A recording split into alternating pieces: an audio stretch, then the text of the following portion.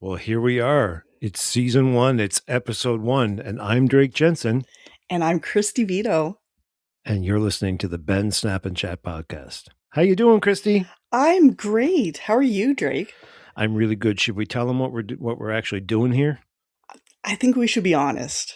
Okay, so we both have hypermobile Ehlers-Danlos syndrome, and that's going to be a little bit of what we're going to be talking about throughout the first season for sure, and a lot of lifestyle stuff that everybody's going to be able to relate to.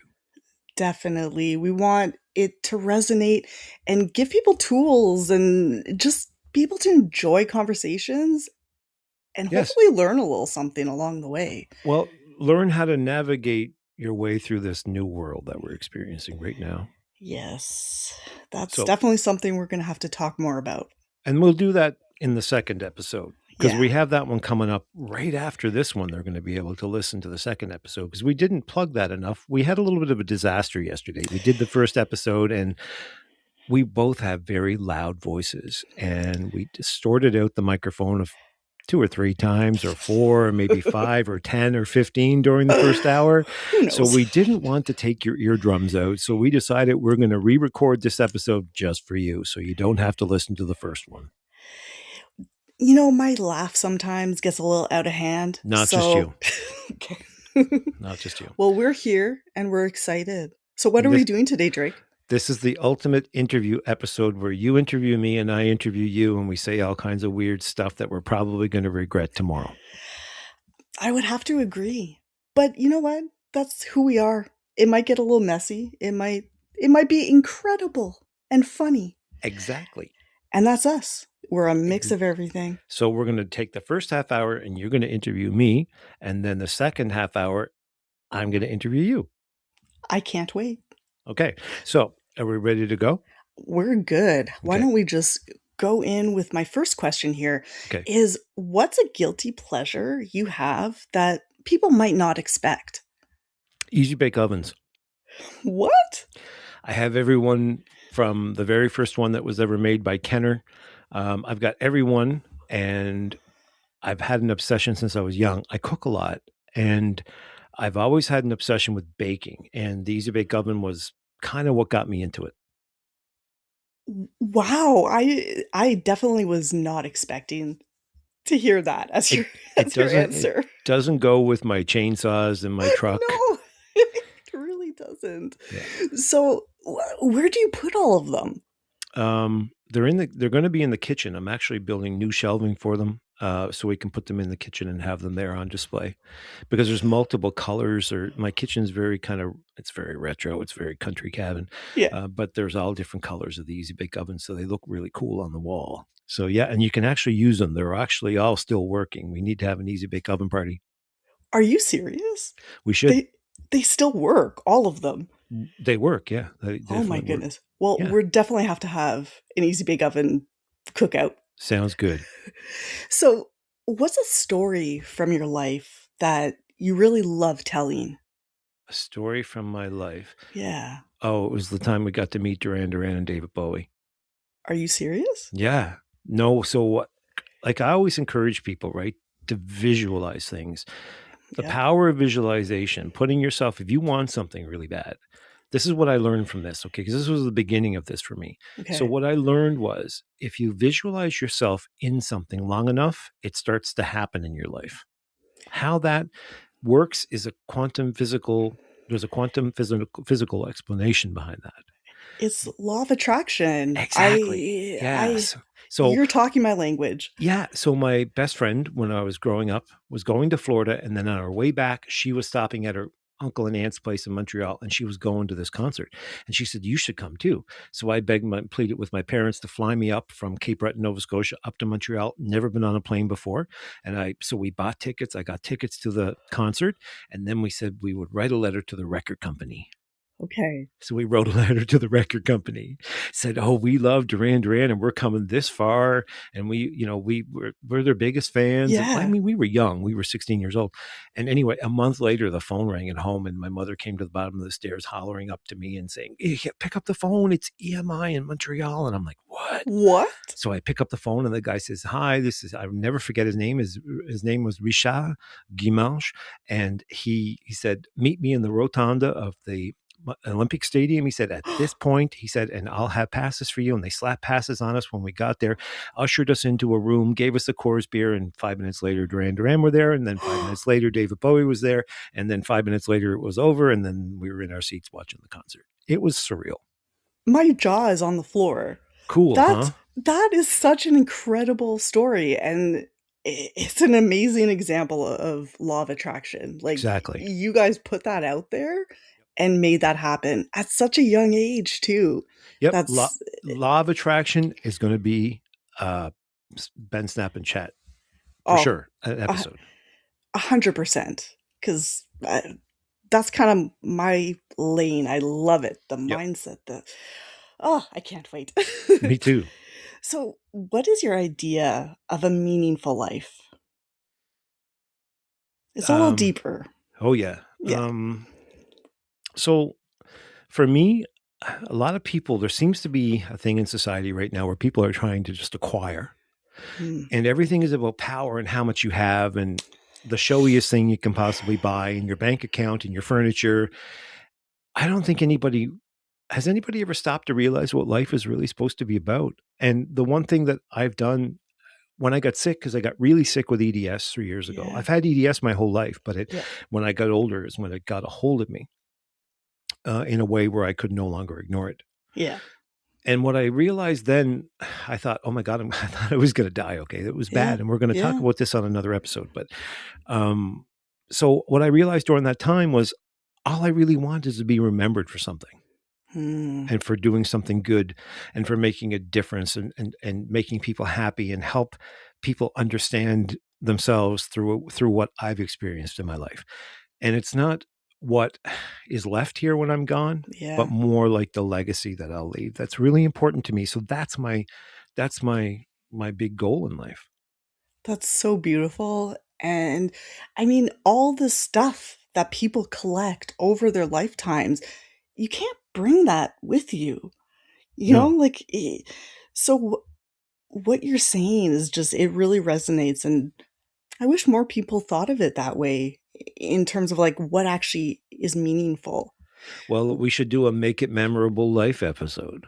I love that. We definitely Yeah, should. the great thing about doing this is that you get ideas as you go along. You Exactly. know, I'm going to put yeah. it in my little notes because I'm a Make note the taker. notes because you are the administration of this. I'm the Because I note cannot taker. administrate. I have ADHD and I cannot do any.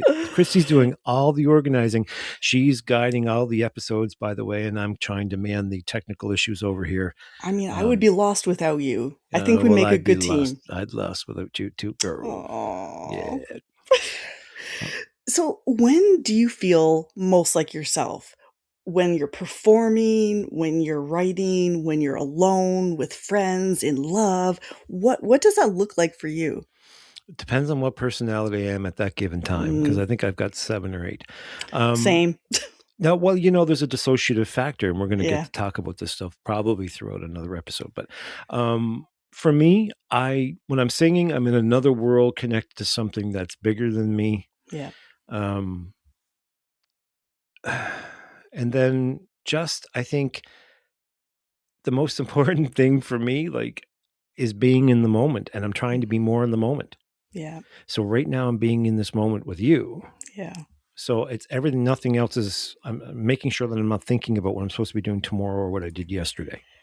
Because it's easy, especially when you have ADHD.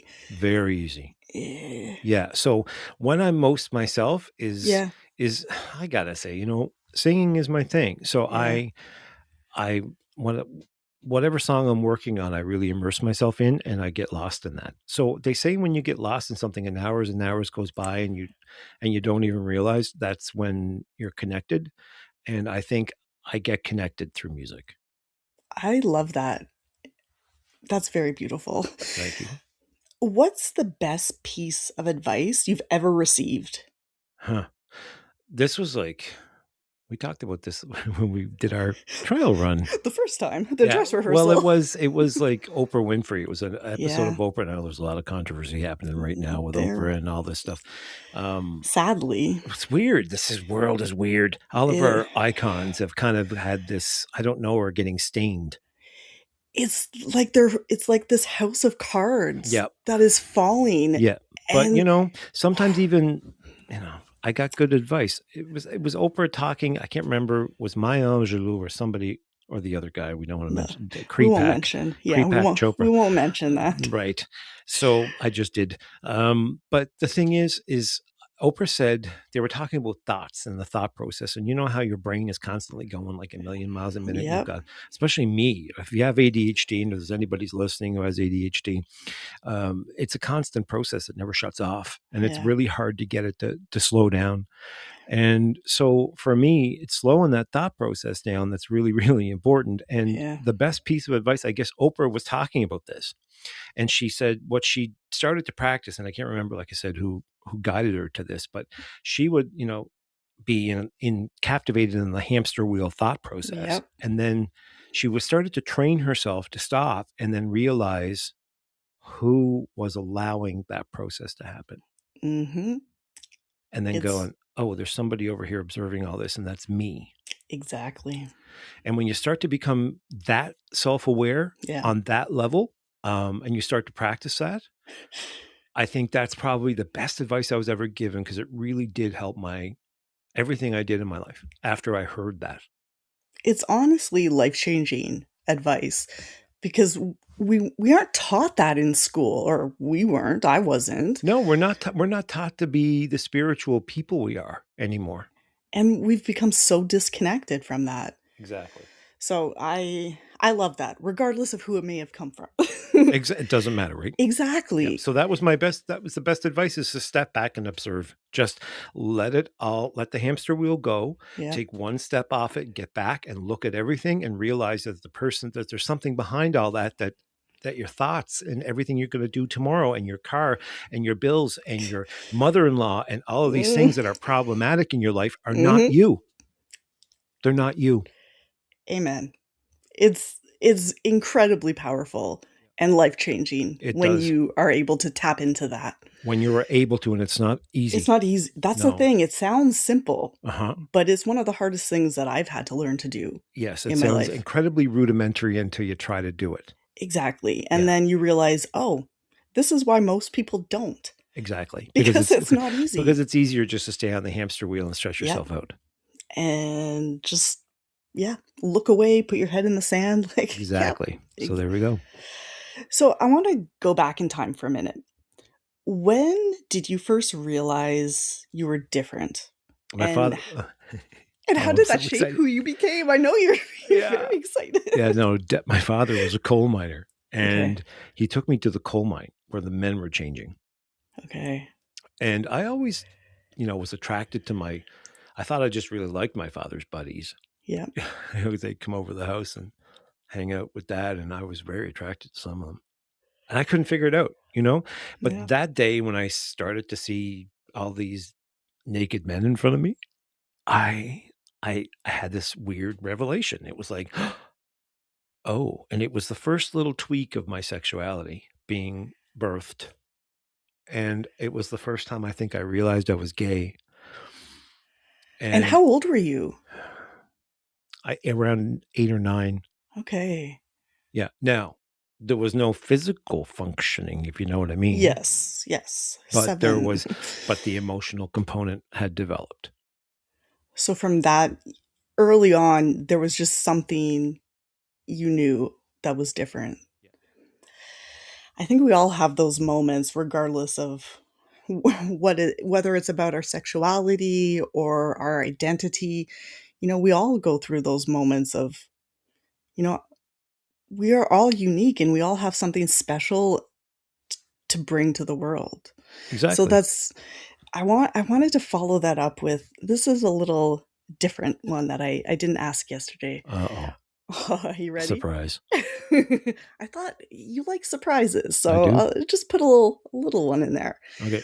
What's a song you've written or just you love Uh-huh. that feels like your autobiography? I found me. Oh, wow, So that it came quick. was it was the first record, and Yeah? I decided that I was going to record a professional record in Nashville. Wow. And yes, and it took a multitude of powers to make it happen. And right before, I think, like a week before we went to Nashville, Yeah. it's a very long, an interesting story, the whole thing. But a week before we went, I just needed another song for the record because I wanted to put 11 songs on the record. Okay. So it was about 4 o'clock in the afternoon. I was messing around with my synthesizer and a piano patch that I was, playing with, and I came up with a chord pattern, and then it all happened in 5 minutes, and I had, Wow. the song was there, and so it was a little bit about, growing into yourself. And little did I know that even when I wrote it, I had just really started the process. Wow. Yeah, because we're constantly growing. Because Yeah, if you're not growing, you're dead, exactly. right? I live So by that. I do too. And, Yeah. so I Found Me was the most um, powerful thing that I put on that record as far as personal perspective. And it just came to you, like, within Yeah, 5 minutes. Wow. it just comes like that. That's the way it Yeah. happens usually. When People it's say aligned, th yeah. it just happens. And how old were you? So this was 14, 15 years ago. I was Okay. 40. I don't know. I'm 56 now.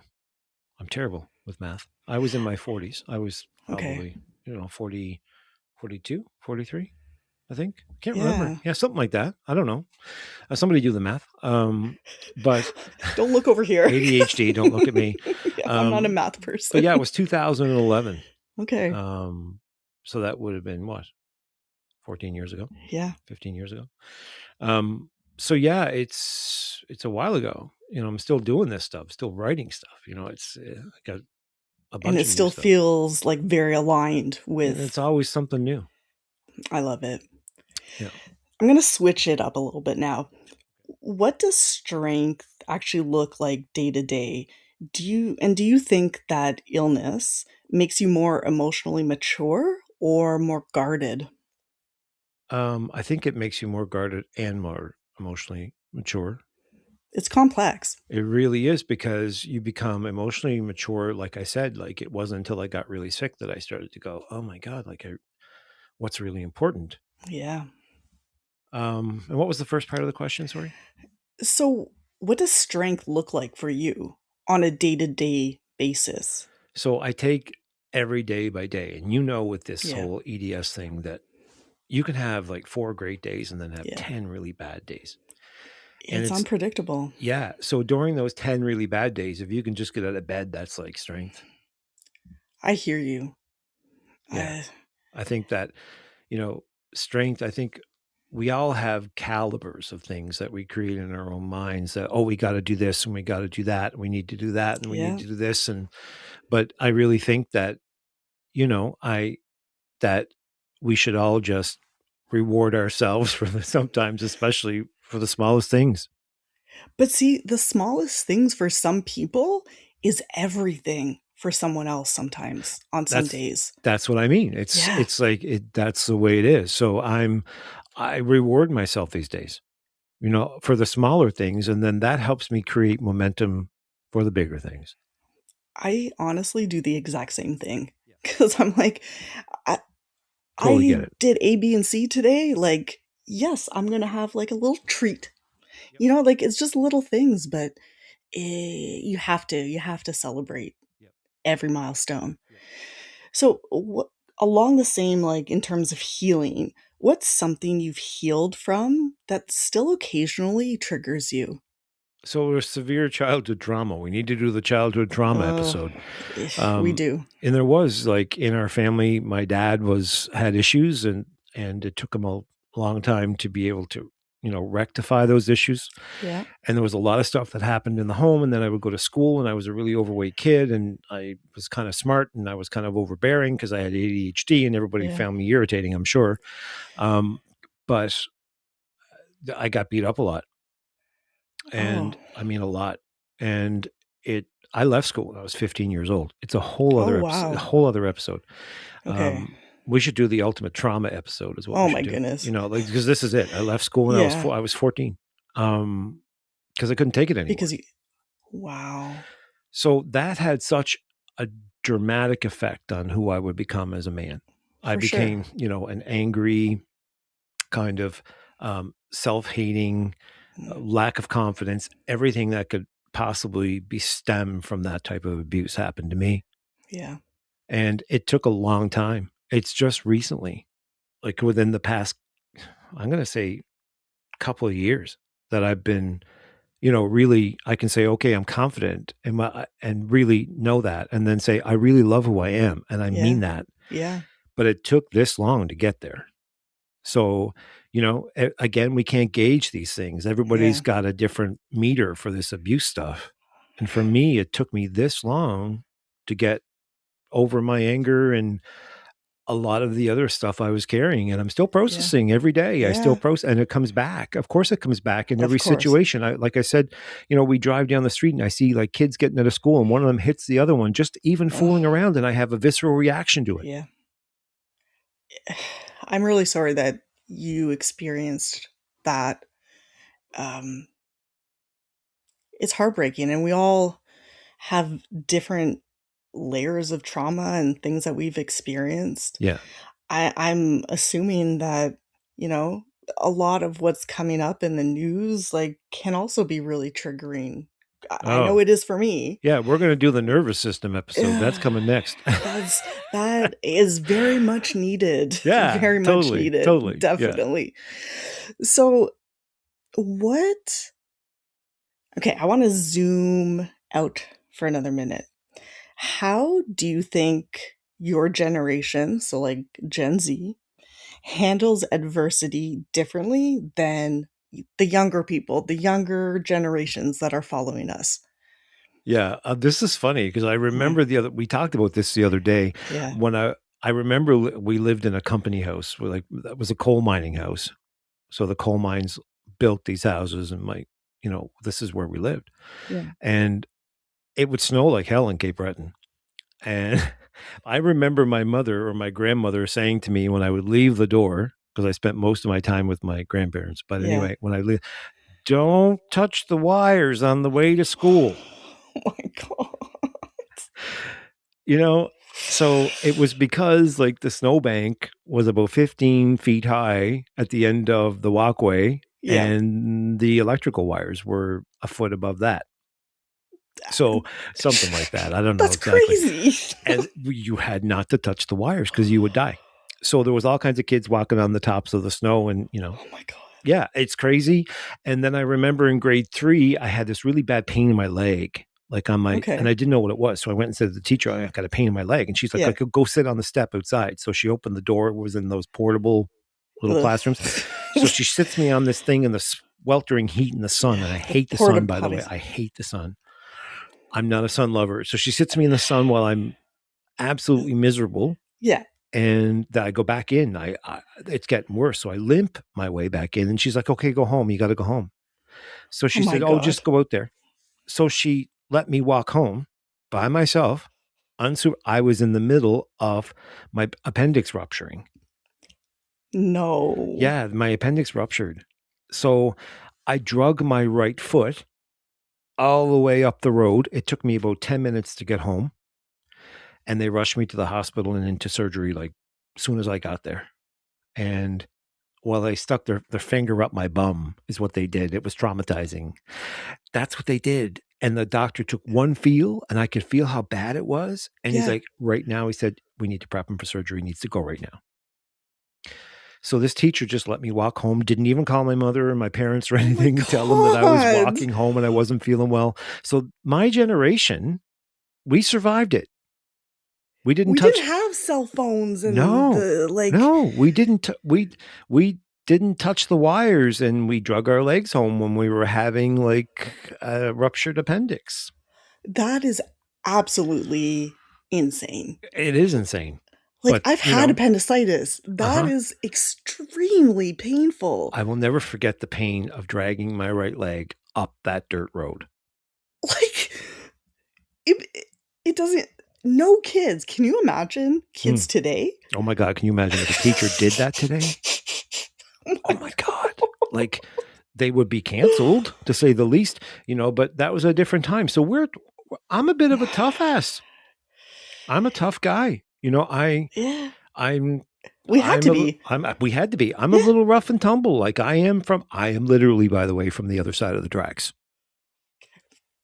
Okay, this leads into another, like, because we're kind of good on time. It leads into this. Do you think people today use trauma too much to define themselves? Oh.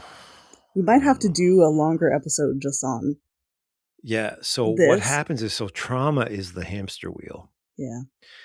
And once you get on it, and how do I put this and not insult anybody?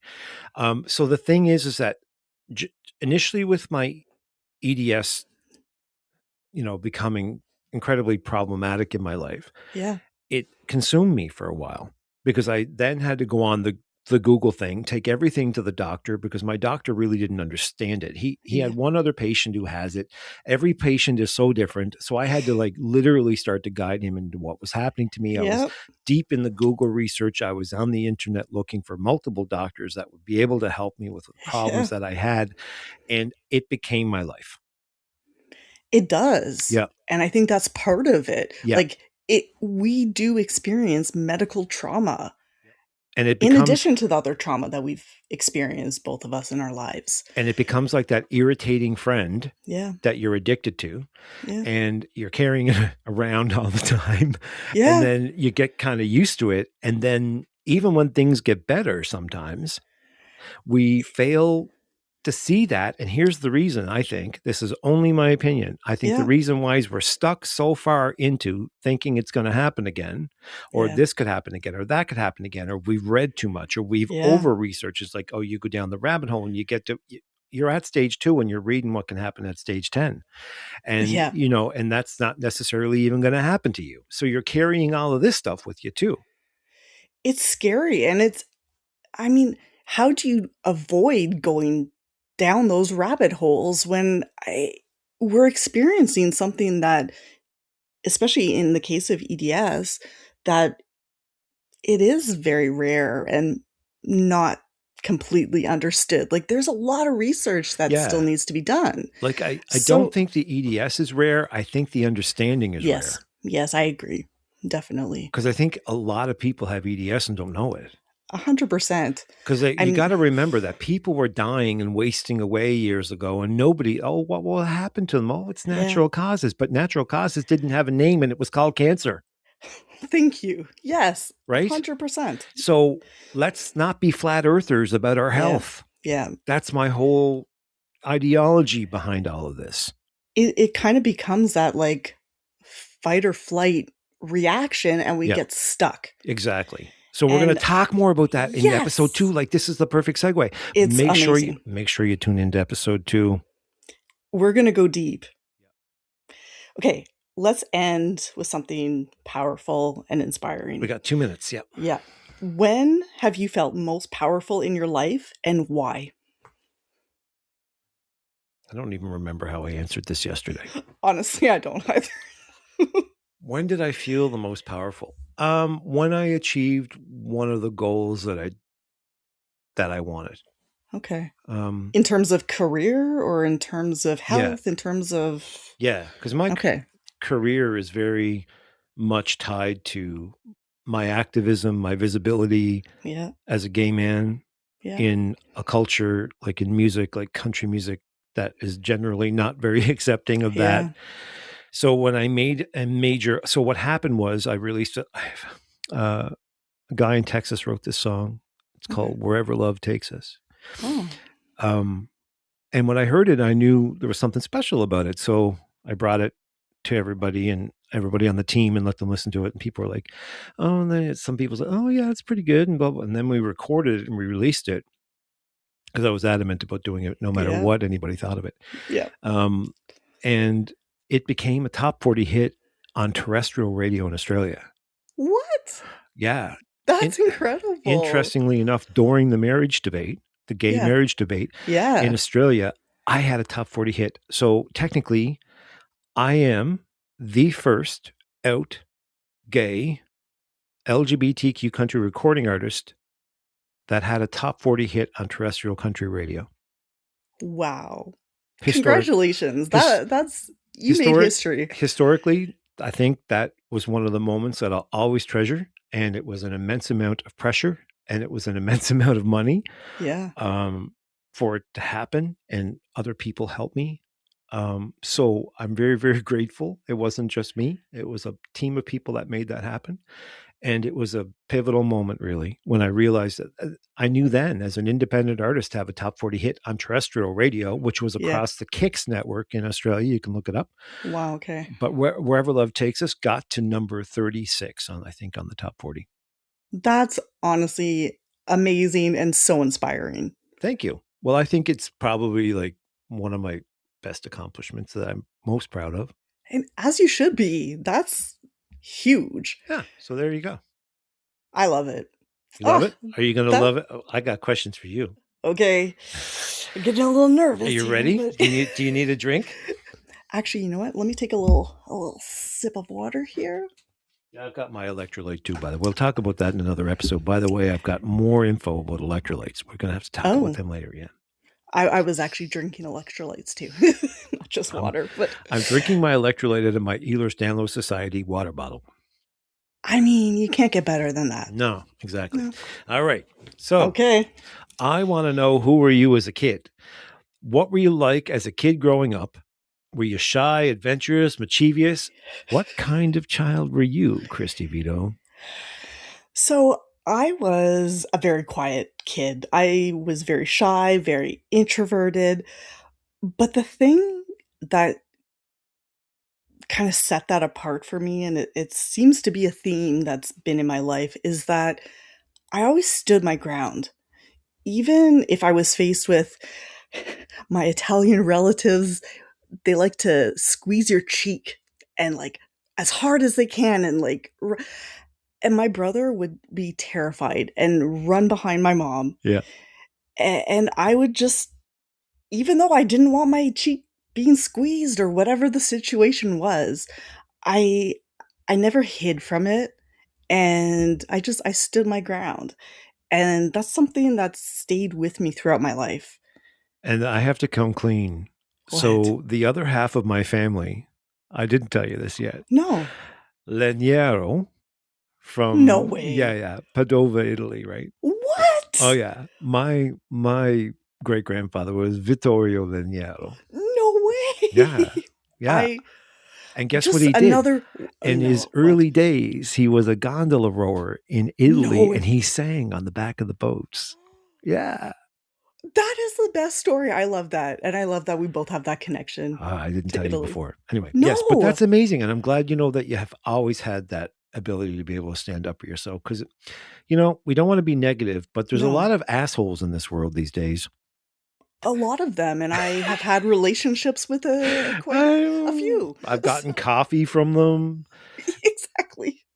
Grocery store. Yeah. Family members. Yeah. These days, it's one of those things. But yeah, it's good that you've been able to stand up for yourself. Number 2. Okay. When you're having like your worst day ever and everything sucks, what's the one thing that will light you up and make you feel most like yourself? And you don't think about it. What's the first thing? Dancing. There we go. And do you do it? Do you dance at home? I do. I was put in dance at 3 years old because that's what the doctors told my mom after, I was born with a dislocated hip and they said put her in dance. And I dance by myself in the kitchen when I'm doing chores. Like it lights me up. Yeah. Awesome. It always has. Yeah. And you still do it, and that's good. I love it. You need to go out dancing. I really. Yeah. Yeah. We could.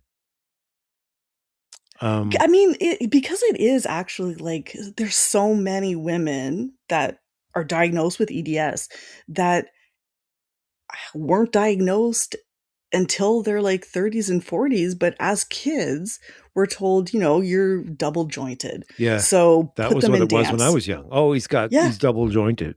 yeah, that's it. I later on I heard about like fascia and more recently connective tissue, but Right. like that was not something that we heard in the 80s and 90s No, no, God, at no. We were all. just, like you say, double jointed was the thing. Yeah, Yeah. yeah. Ugh, And what does that mean? right. It doesn't even apply to what is actually the problem. Exactly. Because anybody who is technically double jointed has excessively stretchy connective tissue. That's not a Yeah. really good thing, as we know. All right. Question number 3. Okay. Personality. Give me 3 words. If somebody said, you have to describe me, I can't communicate with you. You need to describe yourself in 3 words so I can know who you are. What are those 3 words?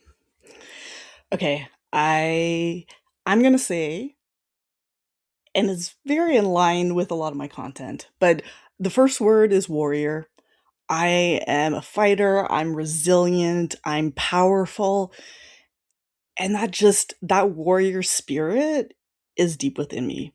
We're going to talk And about that then a little bit more in a minute, too. oh, exciting.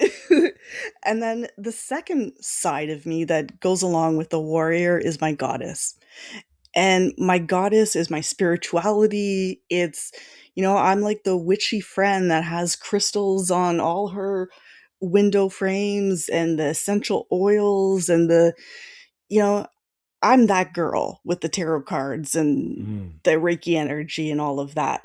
So that to me all falls under my goddess and my feminine power. And then the third would be creative. I've always been drawn as an artist, whether it's in my writing, in theater, painting. I always have kind of been drawn to that. Yeah, me too. Yeah. Yeah, I've painted and music has always been the thing. And then I Yeah. was a hairstylist for 33 years of my life. Oh, wow, I didn't realize. Yeah, it was 33 years. Wow. Yeah. So You've had an interesting life, my friend. I have. You know what? You The thing is, really they all want to do this thing where they want to get a great job. They want to have the Yeah, diploma on the wall, yeah. and they want to slide into their grave like just gracefully enough and just play it all safe. Well, I've never been that person. Neither have I. I think maybe that's part of why we get along so well, Yeah. because I don't fit I'm a woman in her mid 40s. I've never been married. I don't have kids.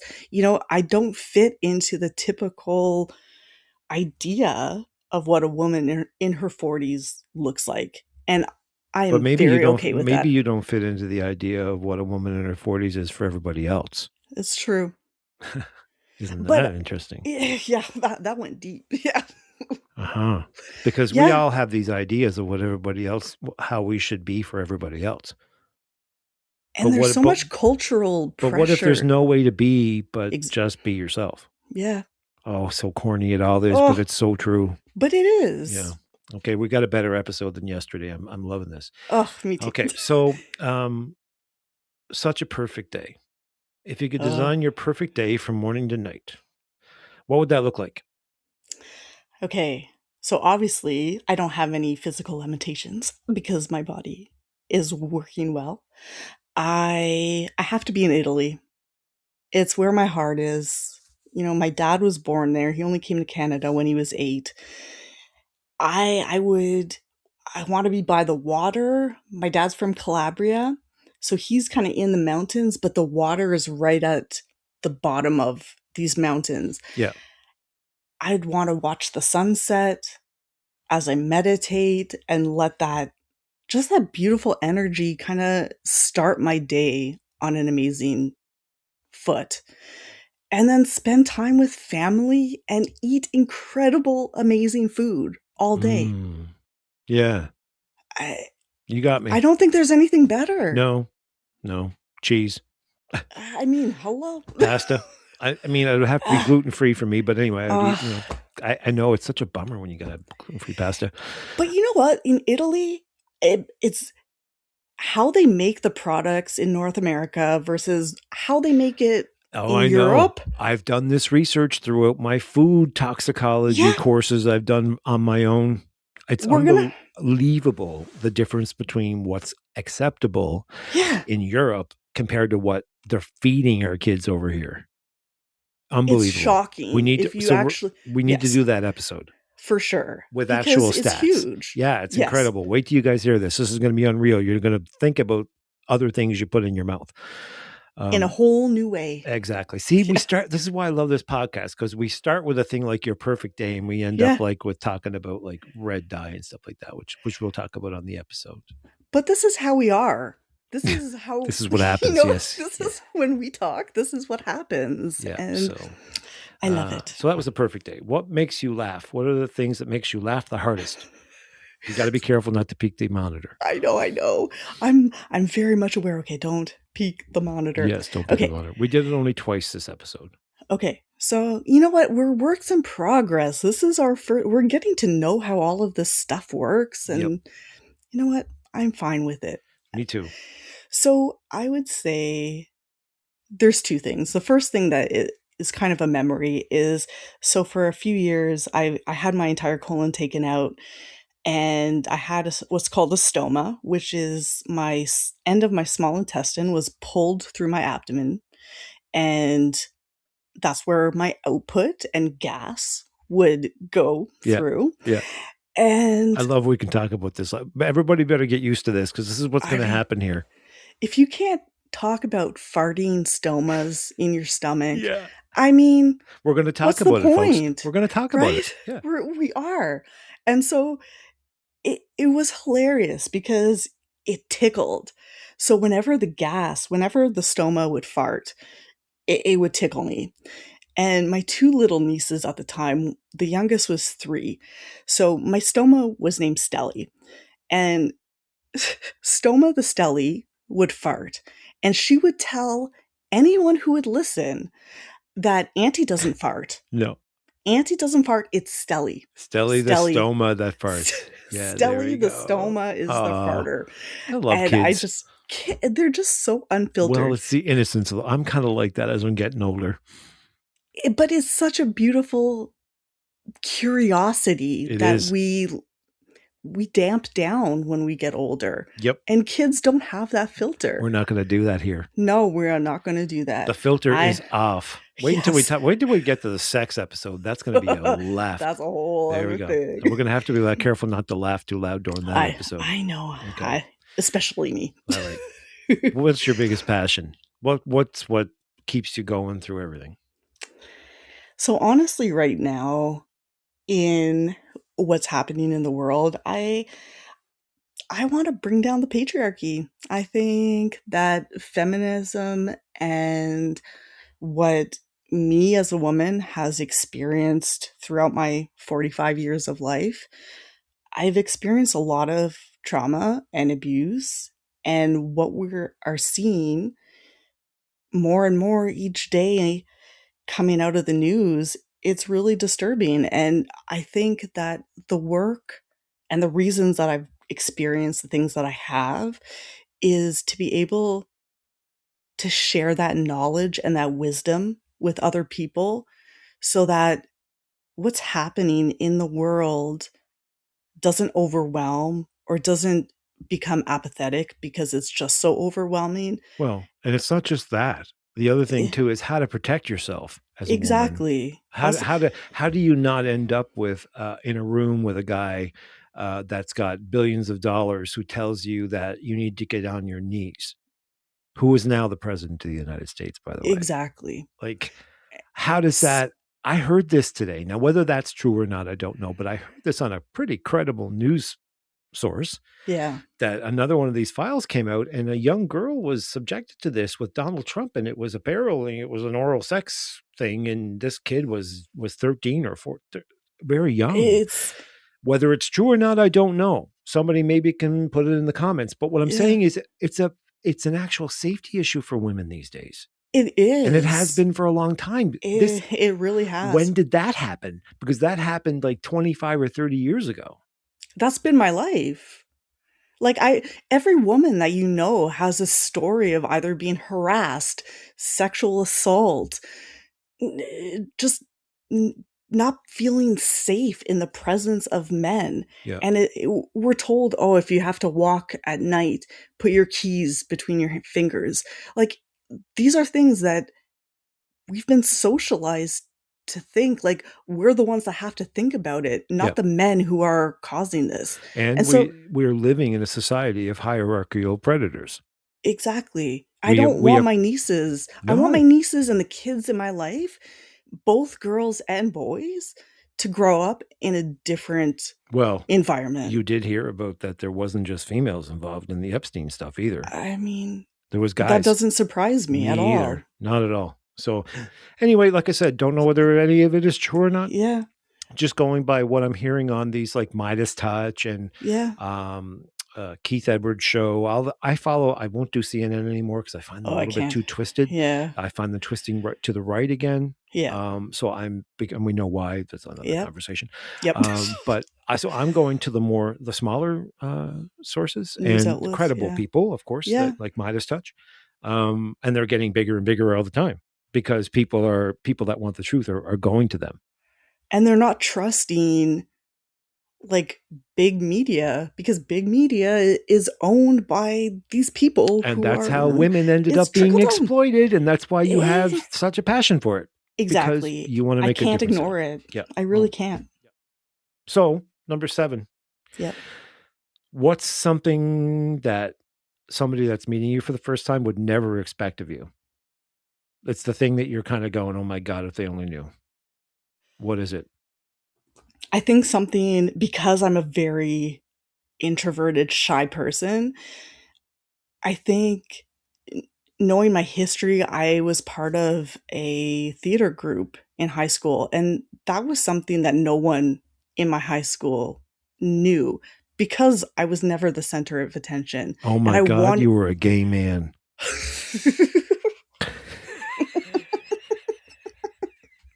It's all making sense now, Drake. Yeah.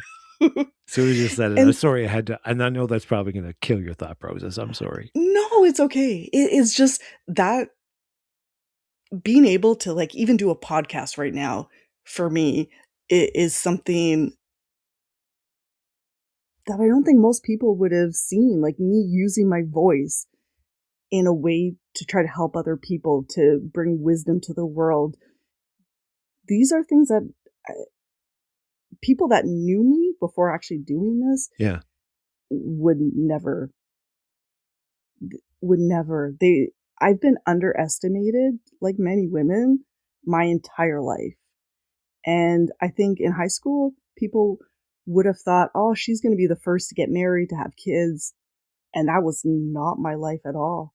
So I think that people that would have known me back then would be shocked today. Interesting. Yeah. Yeah. Well, I like it when we shock people. That's my thing. I love shocking people. It's pretty awesome. Like, hey, I'm like a 56-year-old guy who has an easy bake oven collection and dresses up like a lumberjack and sings. Like, really? Anyway, hold on. But I love that for us. I popped the red light that time. It was my fault. Okay, so we're getting better. We are. It's much better. It's much better. We're keeping it really good. I'm watching. Okay. I'm keeping an eye so we don't blow people's ears out. Yeah, we'll get better at this. We promise. We promise. I'm going to practice, especially the laughing. Okay, so don't laugh too hard here because you're shipwrecked. You're shipwrecked on an island. Oh no. Yep, and you find a genie lantern and you rub it, and a genie comes out and says you can have 3 things: one song, or no, you can have. Okay, I'll let it go. One album. Okay. Or CD. Okay. One movie, and one type of food only for the rest of your life. What are you choosing from those 3 things?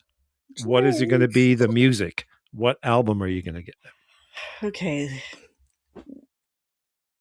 Honestly, I have to go with my Michael Jackson. Yep. Like it Thriller, brings right? back Thriller. Yeah. It brings back memories. Me and my best friend back in the day, we did the whole dance, the whole like the Thriller dance, and we did the entire choreography in her parents' bedroom practicing. It brings me back, and I just love it. Yeah, so it would be Thriller, okay, So Thriller, and then what and would be the then movie? the movie. I'm Italian. I'm old school. My favorite Italian movie, because it has so many of amazing actors in it, Yeah, is I Godfather. knew you were going to say that. Yeah, I didn't I see it. can't. I didn't I see it. can't. No, Honest to Drake. God, I didn't see it. I just watched The Wizard of Oz not that long ago. Okay, give me a break. The original Wizard of Oz? My gay card's going to be taken away. What about The Wiz? No, Oh, Drake. not very good with current pop culture. Not at all. Like totally out of touch. The Wiz is from like the 90s, Yeah, no, 80s. I know. You'll have to expose me to some of these things because that's Oh what it my usually God. takes. Okay. It usually takes somebody to be like putting it like right in front of my face.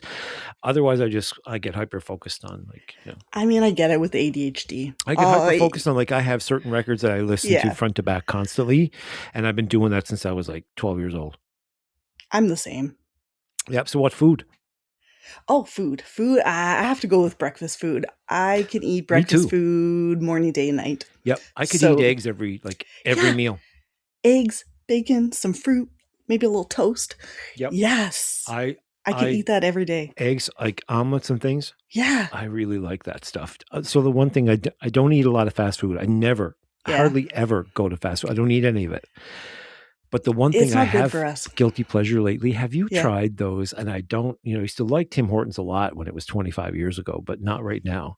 But Mm, Tim Hortons have these little omelet egg bites. Have you tried those okay. things? No, I didn't even know they existed. They are like Cheetos. No. When you eat one, you just want 100 of the damn things. I ate 4 one day. I'm like, they are so good. And I looked at the ingredient list. Yeah. Apparently, it's eggs and it's bacon and it's cream and Okay. probably some type of binding agent, which is not good for me. Yeah. But anyway, they're so good. You got to try them.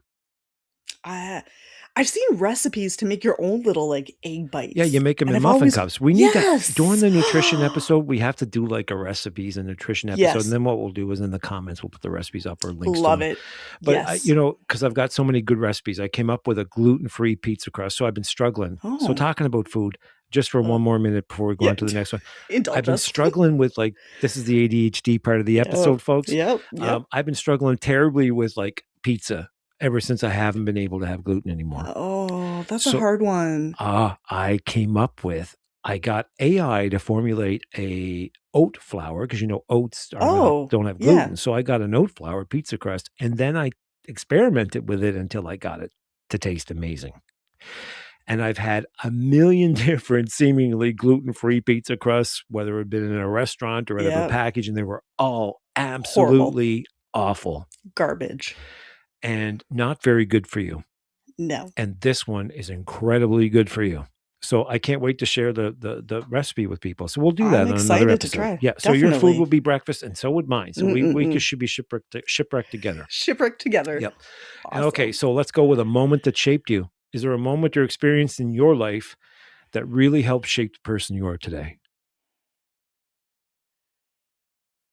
That's a tough one because there's definitely, you know what? I'm gonna go with the birth of my godson, and it was in a point in my life. I had started my event planning business. I Okay. was working like 80 plus insane hours a week doing wedding planning, and my godson Nicholas was born, and he was born with a head that was bigger. And so when they were doing tests to figure out what what is going on with this child, we found out that he had been having seizures and strokes in utero.